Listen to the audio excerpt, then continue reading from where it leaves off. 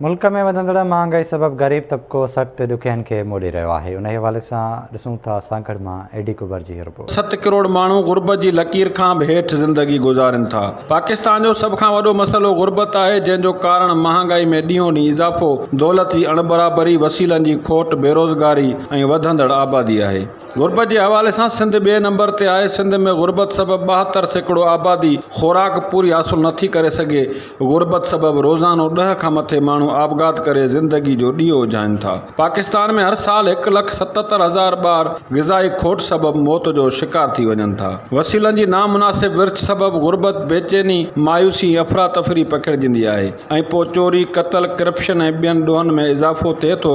गुर्बत ई ॾोह जो जड़ आहे। हिन वक़्तु ग़रीब ॾींहों ॾींहुं ग़रीब ऐं अमीर ॾींहों ॾींहुं अमीर थींदो थो वञे। गुर्बत सबब पोरियत मज़दूर ॾाढी ॾुखी ज़िंदगी गुज़ारण ते मजबूर आहे। जाम गरीब मरूं था बुख ते, हर शइ जी परेशानी मुंहिंजा अब्बा, हर शइ जी परेशानी, अटो पैसो, कपिड़ो लटो, गरीबनि जा बचड़ा बीमार, डॉक्टर हकीम जो भी पैसो कोन्हे मुंहिंजा बाबा।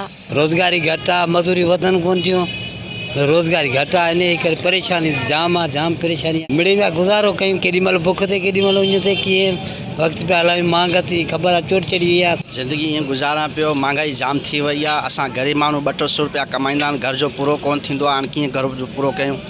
हाणे हेॾी महांगाई थी वई आहे, माना खाइण पीअण जे लाइ पूरो सामान सौदो कोन वठी सघां थो।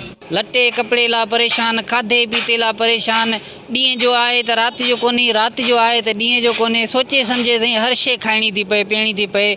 ॿारनि जा कपिड़ा, शादीशुदा माण्हू आहे, ज़िंदगी जो सफ़र ॾाढो ॾुखियो थी वियो आहे। सारी गुर्बत में, हम भी गुर्बत में, दूसरे सामने वाले सब गुर्बत में रहते हैं।